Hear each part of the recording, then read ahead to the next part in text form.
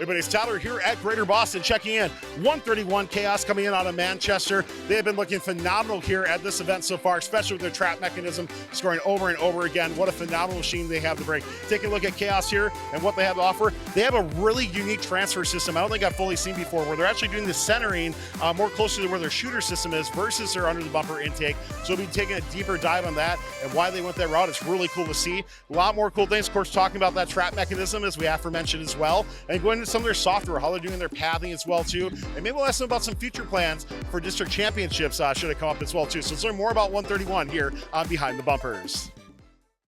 This video on fun is brought to you by viewers like you and also in partnership with the following. AndyMark is your one-stop shop for all your robotics competition needs. Celebrating 20 years of quality robotics parts and superior service, AndyMark employees have over 200 years of first-team experience. From mechanical and electrical products to tools and hardware, head on over to andymark.com for high-quality and affordable solutions. Support Fun's content creators when you sign up for a membership on YouTube Join. You'll get access to special perks like emotes, loyalty badges, and Fun members will even get early access to our scheduled videos and more. 100% of this revenue will go back to our correspondents to help recognize their efforts. Click the join button in any YouTube video to pledge your support. Oliver, let's start talking about this intake they have. You're doing something definitely unique versus teams that I've seen so far. So we'll dive into that, then we'll get more into your custom work as well too on your robot. All right, so yeah, this year we went for an under the bumper intake, which we haven't done before in past years. This year we have a custom centering mechanism. We have these custom bevel gears and they use a belt as a roller actually. And what happens is they help center it once it's inside the robot rather than when it's on the ground, as we found it's more efficient for when we're trying to get into the robot. If you want to show that.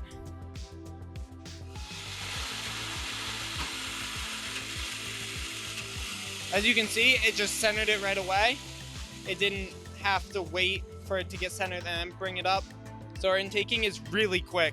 We also this year actually have a source intake as well. Right here, we're able to intake from the top. Something else that we added as a option for passing.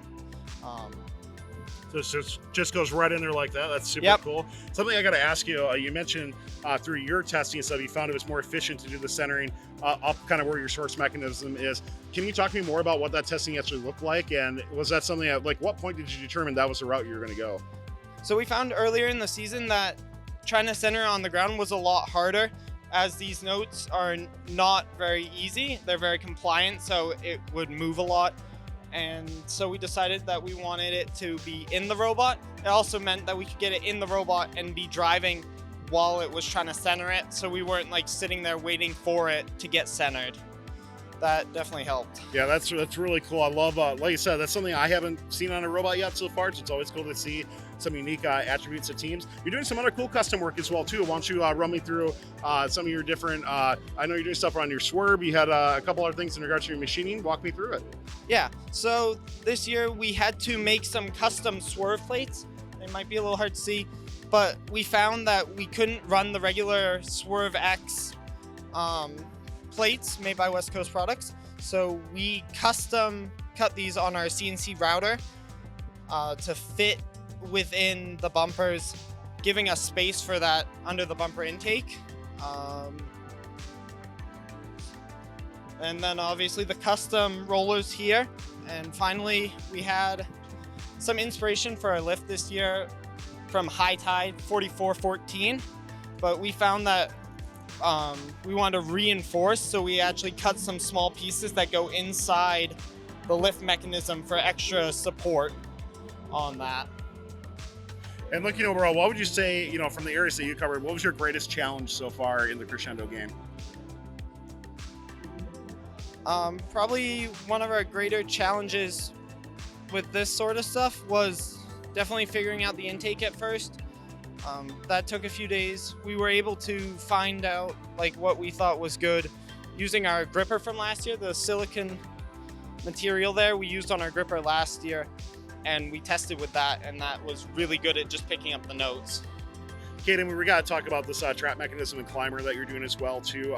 you know, your team's been so efficient with it. Talk about why the trap was such a priority for your team, and then let's get into the overall design of it. So this year we decided to go to week 0 so we could get early testing in and like early competition feel without having it count towards our like go to our first competition not ready. Because last year we had a lot of issues with being ready on time. And so this year we went to week 0 and we found that our trap didn't work because these were originally higher up, and so we weren't able to tilt in and get it into the trap, which I'll explain.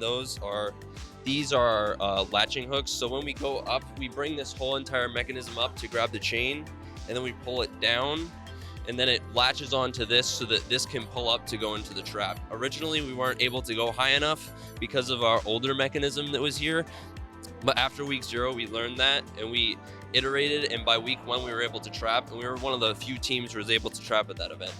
Can you walk us through, let's show off how that climbing and trap process works, and just kind of narrate that back through for us. So we bring up the lift all the way, and then we're able to bring it down onto the chain.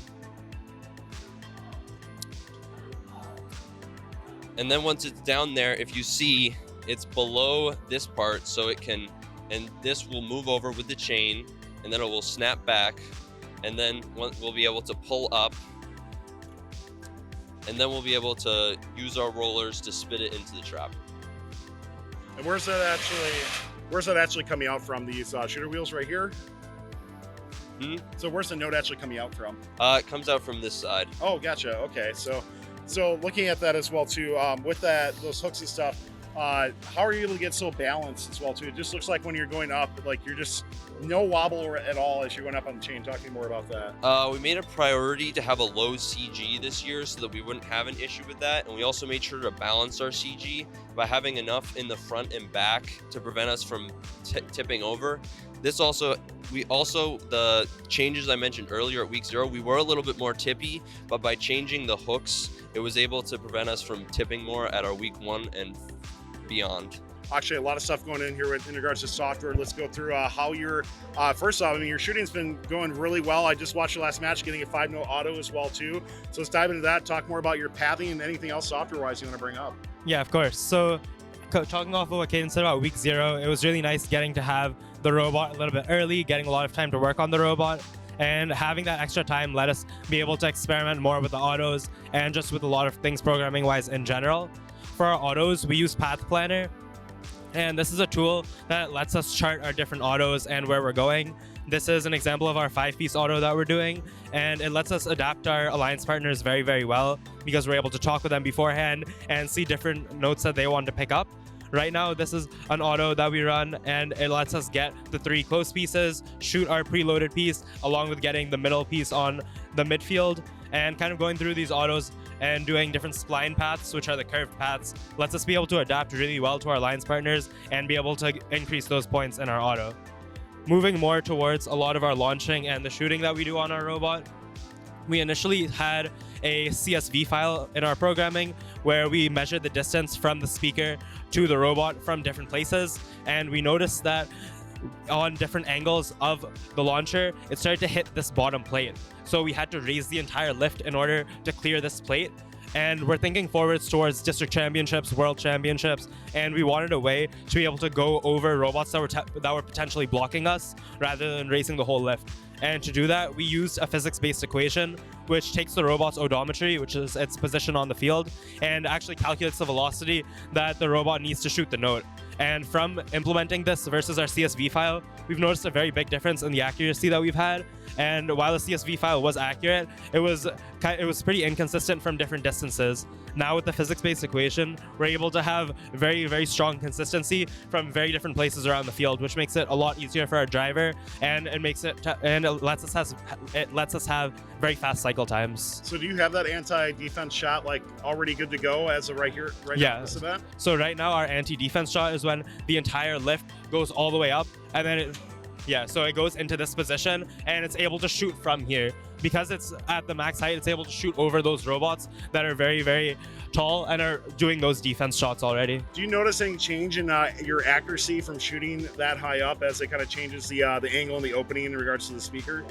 there's not any difference in accuracy from there. It's a very similar accuracy to what we have on the ground, which is very, very high. And we notice the same thing when the lift is in this position. Awesome. And then lastly, looking at, you talked about DCMP and championship stuff. Like, how about from an autonomous side? Any major changes you're looking at making in auto? Yeah, so for the auto, a lot of it is just tuning, getting more autos ready so that whatever our alliance partners want us to work on, we can do that.